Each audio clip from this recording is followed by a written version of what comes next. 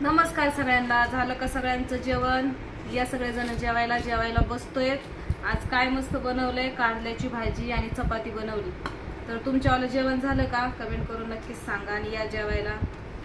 आणि उद्या काय आषाढी एकादशी.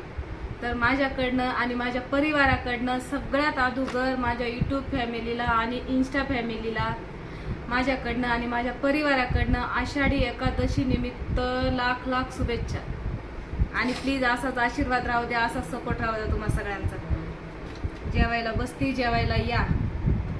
आज पोरं घरीच, पोरं नाही गेले शाळेत. पवन कशात देऊ तुला? कोण्या कार्ड देऊ ना?